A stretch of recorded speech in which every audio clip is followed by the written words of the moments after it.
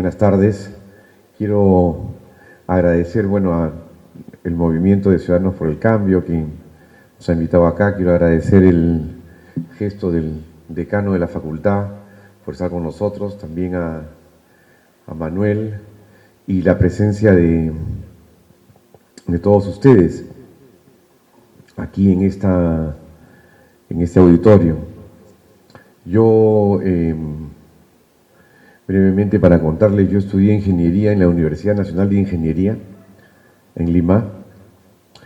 Luego me reciclé a Economía con un posgrado en Francia y regresé a enseñar en la Universidad de San Marcos, a la Facultad de Economía.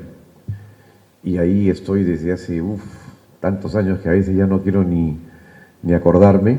Fui decano de la Facultad de Ciencias Económicas de San Marcos en el 2010 al 2011, justo antes que entrara a ser presidente del directorio de Petroperú, invitado por el presidente electo, Ollanta Humala, en ese momento, en todo un movimiento que había y que acompañó al presidente Humala en esos momentos. La historia posterior ya muchos de ustedes lo conocen, y en ese sentido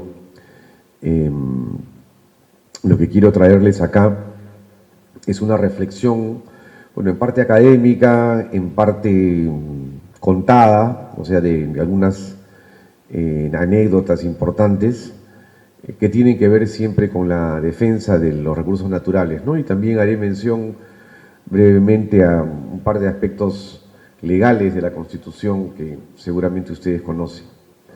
Lo primero que quería remarcar es que las empresas estatales existen en todas partes del mundo desde hace mucho tiempo. Aquí en el Perú tuvieron un estigma, fundamentalmente en la época del primer gobierno de Alan García, donde su comportamiento estuvo teñido por un intervencionismo muy primitivo por parte de ese gobierno en medio de una época de hiperinflación, y tuvieron pérdidas, Petroperú, Electroperú, Siderperú, Minero Perú, pero pérdidas que eran más que nada contables, porque en el conjunto del accionar técnico y económico de las empresas no había mucho problema. El tema era que, siendo monopolio, por ejemplo, en el aspecto de los precios, Petroperú, y en el aspecto de la distribución de combustibles, era una empresa que el carácter mismo del monopolio no lo podía ejercer, porque no podía fijar el precio le era fijado por el gobierno. Y ese precio estaba por debajo de su costo de producción, igual era en electricidad, con el hecho de tratar de ver si se combatía así la hiperinflación. Ustedes no han vivido procesos de hiperinflación, pero había momentos de 7.000, 8.000, 9.000% de aumento de precios al año, ¿no? Era bastante fuerte. Y entonces las empresas públicas acabaron tratando de ver cómo disminuían el impacto de esta hiperinflación, y tuvieron pérdidas, pero pérdidas contables. No eran pérdidas que se debieran a un mal negocio, sino al hecho que el gobierno fijaba los precios y los precios estaban por debajo del costo. Entonces, en los años 90 hubo una corriente ideológica llamada la del Consenso de Washington, que pretendió en toda América Latina que lo que había que hacer para desarrollar a nuestro continente era la liberalización de la economía, la desregulación de los precios y la privatización de las empresas estatales. Eso se dio no solamente en el Perú, fue un fenómeno latinoamericano. En Argentina con Menem, en México con Salinas de Gortari, en Ecuador con Febres Cordero, en Brasil con Collor de Mello, y así. Era un fenómeno que planteaba que eso tenía que realizarse. No duró mucho, en los años 90, años 98, 99, casi estaba liquidado en casi toda América Latina, pero Perú ha tenido el tristemente célebre honor, entre comillas, o lugar de ser un país donde esa idea de que todo tiene que ser liberalizado, privatizado y desregulado aún se mantiene. por la clase política, la clase en gran medida empresarial y también los medios de comunicación, no tanto por la gente, pero se mantiene, ¿no? Entonces, este planteamiento lo que dijo fue hay que liquidar todas las empresas públicas, y eso sucedió en gran medida en la década del 90, siendo Petroperú una de ellas. A Petroperú se le quitó sus lotes petroleros, los que tenía en la selva y en Talara, se vendió la principal refinería, la Pampilla, y casi que Petroperú se quedó con un par de refinerías, con Talara, con Conchán, el oleoducto, a tal punto que ya no estaba cumpliendo con lo que es el rol de una empresa petrolera, que significa que tenga que estar integrada verticalmente. La integración vertical quiere decir que produce petróleo, lo refina, lo transporta, lo distribuye y finalmente lo vende. O sea, está en todas las etapas de la cadena de producción de este bien. Entonces, lo que tenemos es que de esa época no se pudo completar la privatización en la época de Fujimori. Luego con Toledo otra vez se trató de llevar adelante el proceso, pero fue parado por una movilización muy grande que hubo en Arequipa en el 2002. Luego Alan García volvió con lo mismo en el 2008-2009 con este planteamiento del perro del hortelano, los decretos legislativos que se aprobaron en ese momento para adecuar la legislación peruana al TLC con Estados Unidos. Y ahora lo que tenemos es un planteamiento también de este gobierno, lamentablemente, por llevar más lejos esa misma idea de privatización de las empresas. Lo que yo tendría que decir acá es que ese planteamiento hace tiempo que ha sido obviado y dejado de lado en muchos países. De hecho, en Francia, en Alemania, en España, esos países apoyan el proyecto de un avión que se llama el Airbus. El Airbus es un avión comercial que le hace competencia a la Lockheed, a la DC, a la Douglas Curtis y a otros, y es un avión muy importante, y es propiedad de empresas estatales de esos países que les he mencionado: Francia, Inglaterra, Alemania y España, son 4. ¿Y por qué?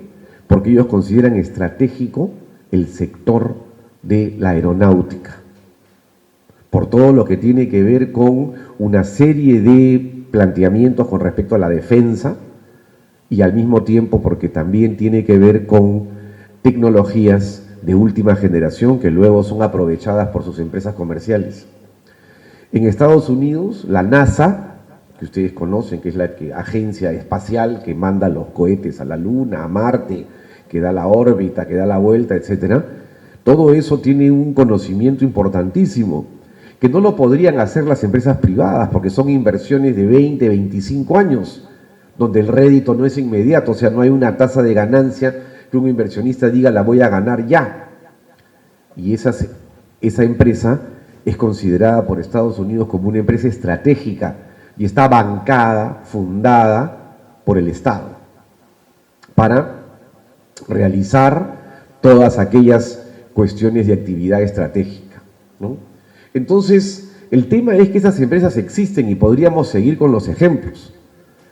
En lo que concierne a países que tienen un nivel de desarrollo más bajo como nosotros, o como en general los llamados países en desarrollo, una cuestión estratégica tiene que ver con los recursos naturales y fundamentalmente con los hidrocarburos, que son la sangre y el corazón de todo modelo de crecimiento y de toda sociedad en el momento actual. Y por eso el 90% de las reservas de hidrocarburos están en manos de empresas estatales, sobre todo en el Medio Oriente, en Venezuela, en Indonesia, en Ecuador, en México, ¿no? Y en todos los países de Irán, Irak, Kuwait, Emiratos Árabes, etc. Entonces, no es ninguna novedad que las empresas estatales existan. Y en América Latina, todos los países, todos, tienen una empresa estatal, petrolera. Petróleos de Venezuela, Petróleos Mexicanos, Ecopetrol de Colombia, la Empresa Nacional de Petróleo de Chile, Petrobras en Brasil, YPF en Argentina, YPFB en Bolivia, Petroecuador. Y existe un consenso en la clase política, en la clase empresarial, en la clase académica, en los medios de comunicación, de la necesidad de una empresa estatal de esta dimensión para poder asegurarse el desarrollo energético, tener la seguridad del combustible, que esté ahí en todo momento, a tiempo, y que al mismo tiempo no tengamos que depender del suministro de otros países y de todas maneras tener un abastecimiento adecuado, sin que haya pues una política de precios que lo ponga a niveles inadecuados. En todas partes está ese consenso. Incluso en Colombia, no voy a entrar en detalles, hay muchísimo consenso, sobre eso se puede discutir luego, pero en el Perú no lo hay, no lo hay. Y sigue la discusión acerca de si debe tener un rol o no las empresas estatales. El origen está en la Constitución, es un origen legal y constitucional. En la Constitución del Perú, en el artículo 60, la Constitución de 1993, el artículo 60 habla sobre la subsidiariedad de la actividad empresarial del Estado. Y el artículo 63 habla de los contratos ley, que solamente pueden ser modificados previo acuerdo entre las partes. Y si entiendo bien, y ustedes son de la Facultad de Derecho, en gran medida, quizá no todos, pero parece que sí en gran medida, solamente déjenme decirles algo, ya después me conversarán porque yo no soy abogado, pero la subsidiariedad en la actividad empresarial del Estado lo que quiere decir es que el Estado solamente debiera entrar a actividad empresarial ahí donde el privado no quiere, por alguna razón, entrar en esa actividad, sea porque no le produce renta o porque simplemente no quiere ir. Por ejemplo, vuelos a Chachapoyas. Solamente podría haber actividad empresarial del Estado en una línea aérea ahí donde el privado no quiera ir. Por ejemplo, una línea aérea estatal no podría ir al Cusco, de acuerdo a esa definición, porque ahí sobra las ganas de tener una actividad empresarial privada. Por lo tanto, si vemos Petroperú, si vemos Electroperú, ninguna de esas dos actividades es subsidiaria, porque refinerías privadas hay en todas partes, incluso la Pampilla es privada. Entonces, ¿cuál es el sentido de tener una actividad empresarial de Petroperú en un lugar donde la Constitución lo prohíbe? No debería existir. O sea, en realidad Petroperú es anticonstitucional su actividad. Pero una cosa es lo que dice la Constitución y otra cosa es lo que la vida misma y las correlaciones de fuerza política van mandando.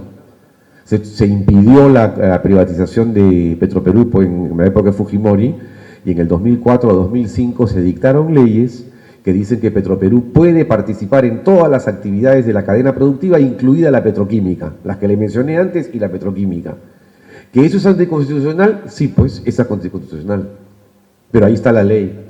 Y luego han salido otras leyes, las últimas, la 29.817 y la 30.130, que incluso avalan y garantizan que Petroperú puede hacer la refinería de Talara. ¿Cómo hacer la refinería de Talara si es anticonstitucional? Pero bueno, la vida va más allá que la letra en muchos aspectos. Y el otro tema tiene que ver con el hecho que los acuerdos, o sea, los contratos que son firmados entre una empresa privada y el Estado de acuerdo a cierta normativa, en gran medida es el decreto legislativo 767, que es el que promueve la actividad privada, solamente pueden ser modificados si hay acuerdo entre las partes. Lo que quiere decir que la Constitución blinda ese tipo de acuerdos, porque si la empresa no quiere hacer una modificación en el contrato, no se puede hacer. Ahora, la historia demuestra, y hay varios estudios, la SUNAT misma hizo uno, que hay 500 modificaciones a los contratos, y todas, salvo una o dos, son modificaciones que ha pedido la empresa privada y que el Estado ha accedido a la modificación. Entre ellos, el contrato del aeropuerto en Lima, el contrato con Telefónica y así. Pero cuando el Estado pide una modificación, casi nunca se da. Y no se puede modificar, ¿por qué? Porque está blindado por la Constitución. Entonces, a lo que nos... sobre la base de este tema, a lo que quiero yo ir es al hecho que, más allá de lo que dice la ley y la Constitución, ha habido un gran avance promovido por la gente de Talara, el Sindicato de Trabajadores de Petroperú y la gente del Perú en general, para que Petroperú vuelva a tener una actividad importante. Y de ese pensamiento participaba también el candidato Ollanta Humala, e incluso cuando fue presidente electo, y por eso que el congresista Damer presidió la Comisión de Transferencia en el sector de energía y minas, transferencia del anterior gobierno a este nuevo, y a mí me designaron presidente de Petroperú. Y se hizo todo lo posible por sacar a la empresa adelante, que tenía que ver con 3 ejes fundamentales. Uno, que Petroperú modernice la refinería Talara, porque estaba muy antigua y sobre todo produce combustibles con azufre, y ese azufre produce enfermedades respiratorias, ya está prohibido en todo el mundo, había que ponerse al día. 2, tener un lote petrolero para poder tener renta petrolera, que eso es lo que da la plata, integrarse verticalmente. Y tercero, tener lo que se llama el buen gobierno corporativo, o sea, mejorar la calidad empresarial de Petroperú, para que se desempeñe mejor, para que pueda competir mejor con la actividad, con las empresas privadas, para que tenga transparencia, para que no entren ahí cualquier cantidad de empleados, o algún presidente de Petroperú se le ocurra alfombrar Palacio, no como en algún momento se hizo. O sea, tener una empresa verdaderamente eficiente y que no esté al servicio de los intereses de algún gobernante o algún ministro de turno. Se logró hacer. Se llegó a un acuerdo para que la refinería tenga una validación y una ingeniería, lo que luego fue varias veces, digamos, reacordado, en el sentido que la refinería tiene un precio muy alto. Más que alto, en realidad es un precio que es el precio, pero que son 2.730 millones de dólares y que no es una cifra cualquiera. Entonces, para que esto sea validado, se contrató a empresas internacionales que dijeron muy bien, esto está bien hecho. Bueno, o sea, eso fue lo que dijeron, no se les contrató para que digan eso, o sea, eso fue lo que fue el resultado. Y eso fue muy importante porque entonces lo que se vio ahí es que una empresa como Petroperú, que había querido ser privatizada, sin embargo, pudo elaborar un contrato de talla mundial que no fue cuestionado, porque tenía corrupción, porque no se cumplió con las bases, todo eso que se escucha todos los días en los diferentes contratos que se elaboran en el sector público, lo que es terrible. Este estaba muy bien hecho. En segundo lugar, se consiguió un lote petrolero. Siempre pensábamos que el lote petrolero se iba a conseguir de aquellos lotes que fueron privatizados en el 92 y que 92-93 y que 20 años después ya regresaban al Estado porque en realidad la privatización es una concesión por un determinado número de tiempo. Y estábamos ahí pensando que era el lote 1AB del departamento de Loreto, o los lotes de Talara, varios que habían ahí, y que siempre han sido de Petroperú antes y que abastecen la refinería. Y miren ustedes que se pudo conseguir un lote petrolero, pero no un lote que venía de aquellos que revertían al Estado después de 20 años, sino de una compañía, de 2 compañías, una canadiense y una norteamericana, Talisman una, la otra se llamaba GES, que tenían un lote en la selva, el 64, donde habían encontrado petróleo, pero no era lo que a ellos les satisfacía en cantidad y se iban a ir a hacer otros negocios fuera del país. Y le estaban devolviendo el lote a Perupetro. Perupetro no tiene nada que ver con Petroperú. Perupetro es la agencia estatal que ve toda la cuestión de los contratos de hidrocarburos. No es una empresa productiva, es una agencia reguladora. Ya se lo iban a devolver. El gerente de exploración me dijo, ingeniero, están devolviéndolo, tiene 55 millones de barriles de reserva, ¿por qué no se lo pedimos a ellos para que se lo den a Petroperú gratis, en lugar de que lo devuelvan a Perupetro? Los contactamos y así fue. Se hicieron unos papeleos, yo tuve ya, por otros motivos que no quisiera hablar ahora, salí de la presidencia de Petroperú, y el lote está ahora en manos de Petroperú y se está desarrollando. Y sin embargo, de los lotes que están expirando, Perupetro no le ha dado a Petroperú ni un solo lote, ni partido por la mitad, ni por la cuarta parte. Entonces yo siempre digo, el otro día estuve en Petroperú en una reunión organizada por el sindicato de funcionarios, y les dije, miren, parece increíble, pero el lote que tiene ahora Petroperú, se lo dieron unos gringos, que ya se iban del país y no tuvieron ningún problema en que hagan lo que se llama, ustedes que son abogados, la cesión de posición contractual. ¿no? En el cual todos los deberes y derechos de ese contrato pasaban a que Petroperú los tuviera que cumplir. En otras palabras, un lote Petroperú obtuvo su lote a partir de los extranjeros y hasta ahora no obtiene nada de parte del actual gobierno. Y finalmente lo del buen gobierno corporativo que se realizó en varias oportunidades y eso es muy importante para que la empresa pueda competir en igualdad de condiciones. Por ejemplo, en estos momentos Petroperú vende combustible en la Amazonía donde no se paga IGB, pero no puede recuperar, no puede hacer uso del crédito fiscal que obtiene por la venta de ese combustible. Porque eso fue en el 98-99 y se consideró que Petroperú no lo podía recuperar por X razones que las podemos discutir luego. En estos momentos esto representa 270 millones de soles de crédito fiscal, que si lo multiplicamos por el 30% para eliminar, porque es un crédito contra el impuesto a la renta, son más o menos 200 millones de soles anuales que Petroperú deja de ganar.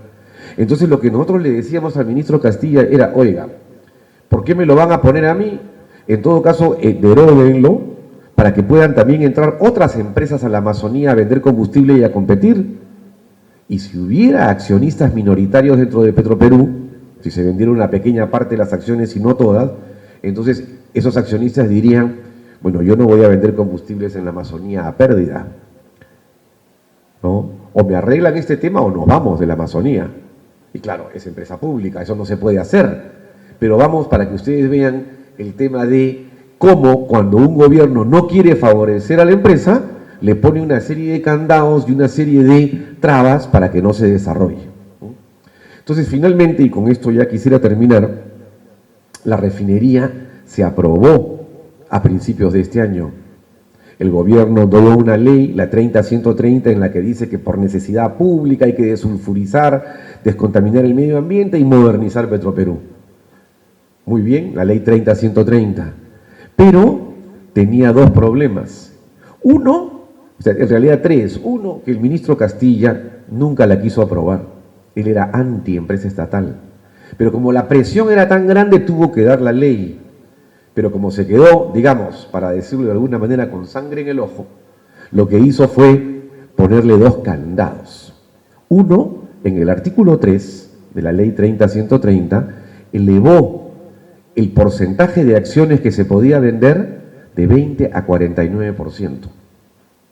Casi una privatización encubierta, que nunca explicó, porque el 20% se negoció cuando yo estaba y dijimos 20% para que haya una participación privada, para que estén en los comités de inversión, en los comités de compras, para que haya transparencia, muy bien, hasta 20, como en Colombia, pero más ya no. Y lo elevaron de 20 a 49, nunca explicaron. Y lo otro, ¿no? La ley 30-100, en el artículo 6, que lo que dice es que Petroperú no se puede meter a ningún otro negocio hasta que no pague el préstamo por la refinería. Lo cual quiere decir que no se puede meter a ningún negocio aunque sea rentable, por ejemplo el lote 64, y que se va a seguir quedando y denominando, como yo le digo, Refino Perú, porque no es Petroperú, porque no tiene petróleo, es Refino Perú, y ese es su problema, ¿no? Entonces, eso es algo que está aquí de por medio y que es un tema fundamental porque la defensa de las empresas estatales debe constituirse en un punto clave, porque son recursos estratégicos, porque además dan utilidades, y no solamente es ahora Petroperú. Hemos estado esta mañana con diferentes representantes de otras empresas estatales, la del agua, electricidad, el Banco de la Nación, etcétera, donde también quieren ser privatizadas, un poco por la coyuntura económica internacional y por los problemas del modelo económico, que no voy a entrar ahora, ¿no? Entonces, a lo que quiero llamarles la atención es al hecho que esto no es solamente un tema específico de una industria de Petroperú o de, digamos, que tenga que ver con Talara o con los petroleros. En realidad va mucho más allá. O sea, hay un tema de soberanía, hay un tema de decisión sobre el uso de recursos, hay un tema de seguridad estratégica y hay un tema ahí también de ver cómo manejamos este recurso estratégico, que así lo hacen en Europa, con su avión Airbus, que es un avión de primera categoría, dicho sea de paso, y que le gana contratos a Boeing a cada rato, o con la NASA, ¿no? Que ha llevado gente a la Luna, a Marte, y ahora están yendo, no sé, todo eso es un interés estratégico. También nosotros tenemos intereses estratégicos. Nos hacen creer que en la época de la globalización ya no hay fronteras, ¿no? Como que todos somos uno, como que todo se ha nivelado. ¿No es verdad? Los intereses nacionales siguen existiendo aún en la época de la globalización. Y son esos intereses nacionales aquellos que nos convocan y aquellos que debemos defender. Aún si la Constitución del 93 y la subsidiariedad del Estado, etcétera, dicen otra cosa.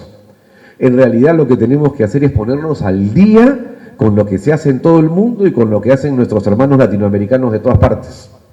Y eso es un combate importante que tenemos que dar, es un aprendizaje y es algo frente a lo cual debiéramos movilizarnos porque se vienen muchos temas álgidos adicionales en estos meses donde seguramente Manuel Dahmer nos va a dar muchas más luces.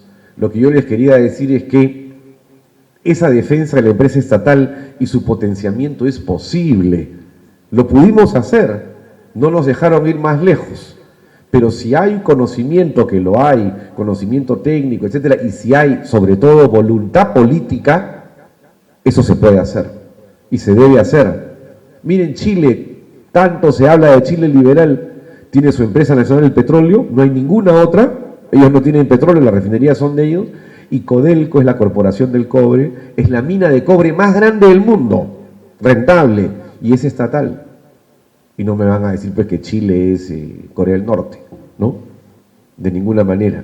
Entonces tenemos acá la razón y estamos dando justamente los elementos para que todo esto pueda salir adelante. Muchas gracias.